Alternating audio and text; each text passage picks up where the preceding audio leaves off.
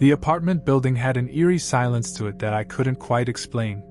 Sure, it wasn't the newest place in town, the faded paint and creaky wooden floors screamed of decades gone by, but it had its charm.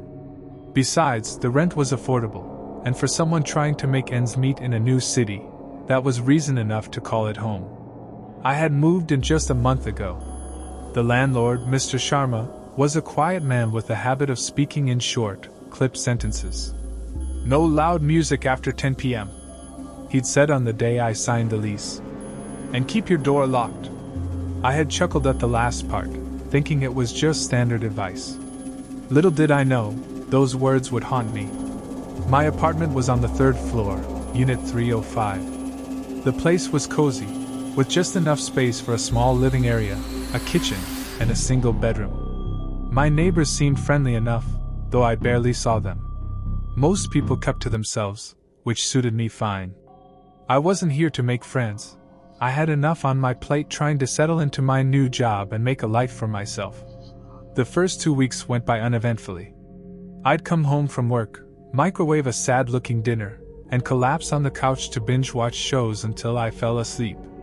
But then, odd things started happening. Small things at first. I'd wake up to find my door unlocked even though I was sure I had bolted it the night before. A mug that I'd left on the kitchen counter would be in the sink when I got home. I chalked it up to my own forgetfulness. After all, moving to a new place was stressful. But then came the night I heard the footsteps.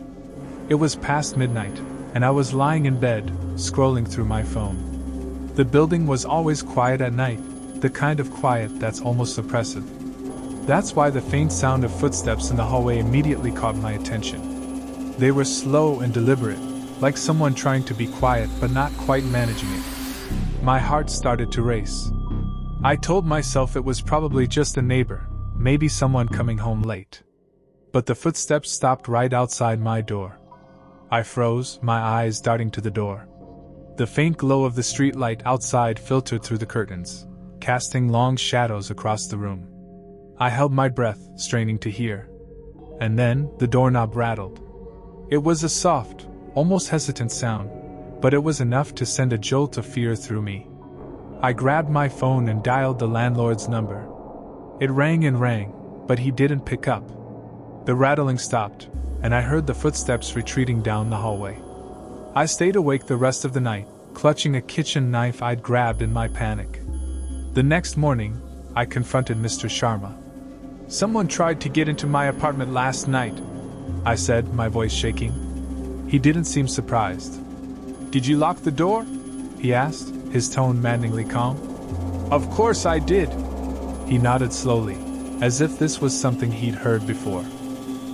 "I'll look into it," he said, and that was that. No reassurance, no promise of increased security. Just those 4 words. Over the next few days, the sense of unease grew. I started noticing other things. The faint smell of cigarette smoke in my apartment, even though I didn't smoke. The feeling that I was being watched, though I could never catch anyone looking. And then there was the note. It was a single sheet of paper, slipped under my door while I was at work. "I like watching you." It read in blocky, uneven handwriting. My stomach churned. This wasn't just paranoia. Someone was targeting me. I called the police, but they were of little help. Without evidence, there wasn't much they could do. "Change your locks?" one of the officers suggested. I did, but it didn't make me feel any safer. That night I barely slept. Every creak of the floorboards, every groan of the old pipes, set my nerves on edge. Around 2 a.m., I heard it again, the footsteps. This time, they didn't stop at my door. They continued down the hallway and faded into the distance. Summoning all my courage, I peered through the peephole. The hallway was empty. Over the next week, the harassment escalated. More notes appeared, each one more disturbing than the last. "I know when you're alone. You can't hide from me." And the worst one. "I'll see you tonight." I decided I couldn't stay there any longer. I packed a bag and booked a room at a nearby motel. But when I returned to the apartment to grab the rest of my things, I found my belongings in disarray. Someone had been inside. The sense of violation was overwhelming. I reported it to the police again, but they still had no leads. That's when I decided to take matters into my own hands. I bought a cheap security camera and set it up in the living room. If someone was sneaking into my apartment, I'd catch them in the act. The camera didn't catch anything for the first 2 nights. But on the 3rd night, as I reviewed the footage, my blood ran cold. There, in the grainy black and white video, was a man. He was tall and thin, wearing a hooded sweatshirt that obscured most of his face. He moved with a strange, almost mechanical precision, like he was methodically searching for something. And then, he turned to look directly at the camera. I paused the video, my heart pounding. His face was partially visible now, just enough for me to make out a twisted grin. He reached up and covered the lens with his hand, and the recording ended. I showed the footage to the police, but they couldn't identify him. "Could be anyone," one officer said with a shrug. "Keep your doors locked." Frustrated and terrified, I decided to leave the apartment for good. But on my last night there, something happened that I'll never forget. I was lying in bed, counting down the hours until I could leave, when I heard the footsteps again. This time, they didn't stop outside my door. They were inside the apartment. I froze, my mind racing. I hadn't heard the door open. How had he gotten in? Gripping the knife I kept under my pillow, I crept out of bed and into the hallway. The living room was dark, the only light coming from the street lamp outside. And then I saw him. He was standing by the window, his back to me. For a moment, I thought about running. But then he turned around, and I saw the knife in his hand. "You shouldn't have set up that camera," he said, his voice low and chillingly calm. I didn't think. I lunged at him, slashing wildly with my knife. He dodged, but I managed to graze his arm. He snarled and lunged at me, but I kicked him hard in the stomach, sending him crashing into the coffee table. He scrambled to his feet and ran out the door. The police arrived minutes later, and for once, they took me seriously. They found traces of blood on the floor and confirmed that the man had likely escaped through the fire escape. A few days later, they caught him. Turns out, he was a former tenant with a history of mental illness. He'd been evicted months ago but still had a key to the building. He'd been living in the basement, sneaking into apartments, and watching people while they slept. Knowing he was caught brought some relief, but the experience changed me. I moved to a new city, far away from that apartment building, but the memories stayed with me. To this day, I double-check my locks and keep a knife within reach. Because sometimes, the real monsters aren't the ones in our nightmares. They're the ones standing right outside our door.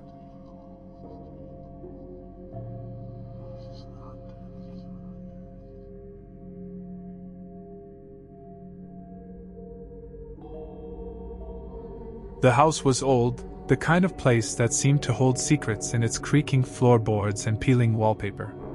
When I first moved in, I told myself it was charming. Quaint even. The kind of place where you'd expect to find a story hidden in every corner. But by the end, all I wanted was to leave and never look back. I was new to the city and desperate for an affordable place to live. The online listing for the house seemed perfect, a spacious, single-bedroom unit in a quiet neighborhood. The landlord, a man named Mr. Mehta, met me for the showing. He was polite but distant, his demeanor giving off an air of someone who'd rather not spend more time than necessary dealing with tenants. "Keep to yourself, pay rent on time, and we won't have any problems," he said as he handed me the keys. The first few weeks were uneventful. I spent most of my time at work, returning home late and collapsing onto the lumpy couch in the living room. The house creaked and groaned at night, but I figured it was just the settling of an old structure. I'd always been a bit of a skeptic when it came to things like haunted houses or ghost stories. If anything, the noises added to the charm. Then, the notes started appearing. The first one was tucked under my door when I came home from work. "Welcome," it read in a spidery script. There was no name, no signature, just that single word. I assumed it was from one of the neighbors and thought nothing of it. But the next day, there was another note. "I'm watching." This time, I felt a shiver run down my spine. It could have been a joke, sure, but something about the handwriting, uneven and shaky, as if written by someone barely able to hold a pen, made it unsettling. I decided to ask the landlord about it. When I called Mr. Mehta, he sounded annoyed. "Probably one of the kids in the neighborhood," he said dismissively. "Ignore it." But ignoring it became harder when the notes didn't stop. They got more personal, more intrusive. "I saw you in the kitchen last night. You left the bathroom light on." Each one felt like an invasion, a reminder that I was being watched. I started to feel paranoid, pulling the curtains closed and double-checking the locks on the doors and windows. One night, I heard footsteps outside my bedroom door. It was just after midnight, and I'd been lying in bed, staring at the ceiling. The sound was faint at first, a soft creaking of the floorboards. I froze, my heart pounding. The footsteps stopped right outside the door, and I held my breath, waiting for something to happen. But after a few minutes, they moved away, fading into the silence of the house. The next morning, I found another note. This one was different. Instead of being tucked under the door, it was on the floor inside my bedroom. "You're not alone," it read. Panic set in. Someone had been inside my room while I slept. I called Mr. Mehta again, demanding that he do something. "Change the locks," I said. "Install a security camera, anything." But he was dismissive. "You're overreacting," he said. "It's an old house. Sometimes things feel strange. But there's no one there." I didn't believe him. Over the next few days, I started to notice other things. The faint smell of cigarette smoke in the living room, even though I didn't smoke. The feeling of being watched, even when I was alone. And then there was the basement. I'd barely paid attention to it when I first moved in. The door was locked, and Mr. Mehta had said it was for storage. But one night, I heard a noise coming from down there. It was faint, like something heavy being dragged across the floor. I pressed my ear to the door, but the sound stopped as soon as I did. My curiosity got the better of me, and I decided to investigate. I called Mr. Mehta again, this time demanding the key to the basement. He hesitated but eventually agreed, saying he'd drop it off the next day. True to his word, he handed me the key when I got home from work. "There's nothing down there," he said, his tone warning me not to dig too deep. That evening, I unlocked the basement door and descended the narrow staircase.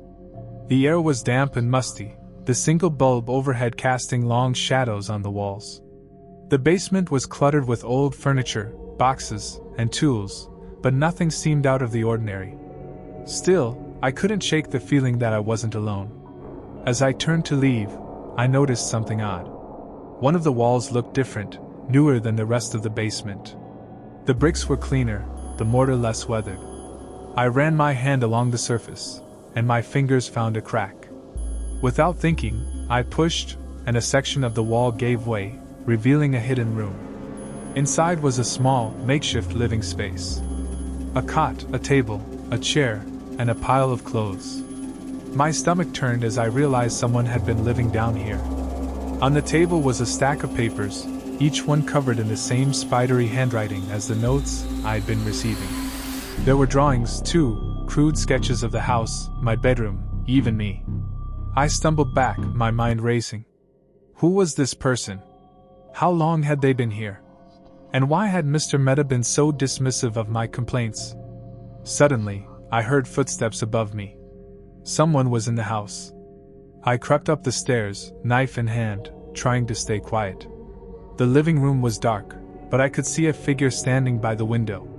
It was a man, tall and thin, his face obscured by the shadows. He turned slowly, and our eyes met. For a moment neither of us moved. Then he lunged at me. I swung the knife wildly, catching him on the arm. He let out a grunt of pain and stumbled back. I ran for the door, throwing it open and sprinting into the night. I didn't stop until I reached a neighbor's house and banged on the door, screaming for help. The police arrived within minutes. They searched the house and found the hidden room, along with evidence that someone had been living there for months. The man was gone, but they assured me they'd do everything they could to catch him. Mr. Mehta, it turned out, knew more than he'd let on. The man had been a previous tenant, someone he'd evicted years ago for non-payment of rent. But instead of leaving, the man had stayed, hiding in the basement and watching as new tenants moved in and out. Mr. Mehta had kept it quiet, afraid of the bad publicity and legal trouble it might bring. I moved out the next day, leaving most of my belongings behind. The experience haunted me for months. Every creak of a floorboard, every shadow in the corner of my eye, sent my heart racing. But I've learned to be more cautious, to trust my instincts. Because sometimes, the most terrifying monsters aren't the ones we imagine. They're the ones who live right under our feet.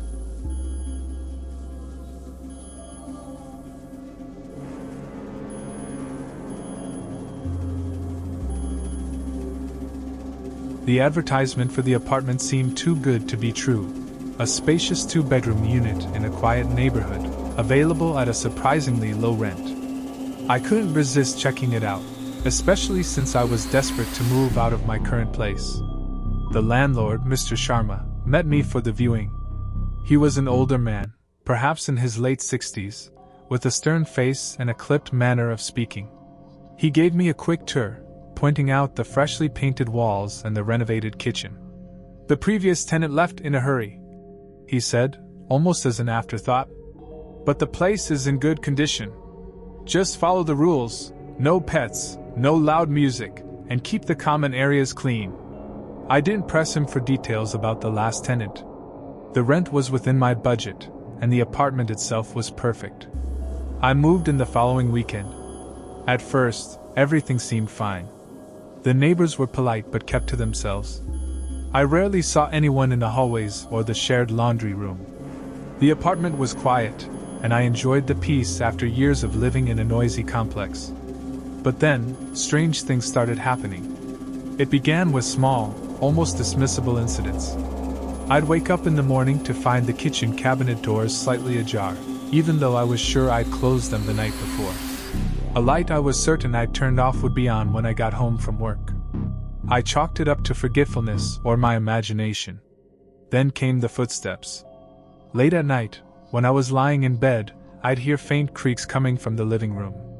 It sounded as if someone were walking around, their steps deliberate and slow. Each time, I'd get up to check, but the room would be empty.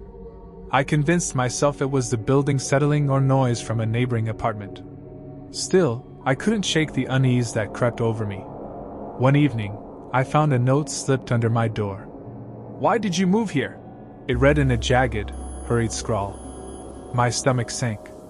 I stepped into the hallway and looked around, but it was empty. I considered calling Mr. Sharma, but what would I say? That someone left me a cryptic note? Instead, I crumpled it up and threw it away, telling myself it was probably a prank. The notes kept coming. Each one was more unnerving than the last. "I see you. You shouldn't be here. Leave before it's too late." I started locking every door and window, double-checking them before going to bed. But the notes would still appear, slipped under my door or left on the kitchen counter. The handwriting was the same, shaky and uneven, as if written by someone in a hurry or under duress. One night, I woke up to a noise coming from the closet in the spare bedroom. It was a soft thumping, irregular but persistent. Heart pounding, I grabbed the baseball bat I kept under my bed and crept toward the sound. I threw open the closet door, expecting to find an animal, or maybe a loose pipe. But there was nothing. Just a row of empty hangers swaying gently, as if disturbed by a breeze. The next morning, I called Mr. Sharma and demanded answers. "Has anyone reported strange activity in this building before?" I asked. "I keep finding notes, and I'm hearing noises at night." He hesitated. "The previous tenant had some complaints," he admitted. "But she was unstable. Claimed someone was entering her apartment. The police found no evidence of a break-in, and eventually she moved out." "And you didn't think to mention this before I moved in?" "It's an old building," he said defensively. "Sometimes the pipes make noise. And those notes? Probably just a bored neighbor. Ignore them, I hung up, feeling more frustrated than reassured. That night, the noises returned, louder and closer. I stayed up, clutching the baseball bat, determined to catch whoever was tormenting me. Around 2 a.m., I heard a faint scraping sound coming from the hallway outside my apartment. I tiptoed to the peephole and peered through. A man was crouched in front of my door, his face partially obscured by a hood. He was sliding a piece of paper under the door. My heart raced as I fumbled for my phone to call the police. When I looked through the peephole again, he was gone. The police arrived quickly but found no sign of the man. They took the note as evidence. This one was different from the others. It didn't contain a warning or a threat. Instead, it was a crude map of the apartment building, with my unit circled in red. I decided I couldn't stay there any longer. I started packing the next day, determined to leave before nightfall. As I emptied the spare bedroom closet, I noticed something odd. The back panel of the closet was slightly loose. My curiosity got the better of me, and I pried it off. Behind the panel was a narrow crawlspace. The air was thick and musty, and the beam of my flashlight revealed a small pile of items, an old blanket, a water bottle, and a stack of notebooks. My hands trembled as I opened one of the notebooks. Inside were pages upon pages of detailed observations about me. What time I left for work, what I ate for dinner, even what I watched on TV. My skin crawled as I realized someone had been watching me the entire time I'd lived there. I called the police again, and this time, they took me seriously. They searched the crawlspace and discovered a hidden entrance that led to the basement of the building. It was a maze of storage rooms and utility corridors, the perfect hiding place for someone who didn't want to be found. They caught him that night. The man was a former tenant who'd been evicted months earlier but had never actually left. He'd been living in the crawlspaces and basements, moving from one vacant unit to another. When new tenants moved in, he'd spy on them, leaving notes to scare them away. Mr. Sharma was horrified when he found out. He apologized profusely and offered to refund my rent, but it wasn't enough to erase the trauma of what I'd experienced. I moved out the next day, vowing to never rent an apartment without thoroughly checking its history. Even now, months later, I still feel a pang of anxiety whenever I hear a creak in the floorboards or see a shadow move in the corner of my eye. The man was caught, but the memory of his intrusion lingers. It's a reminder that the scariest monsters aren't the ones from ghost stories or horror movies. They're the ones who hide in plain sight, watching and waiting, just beyond the walls.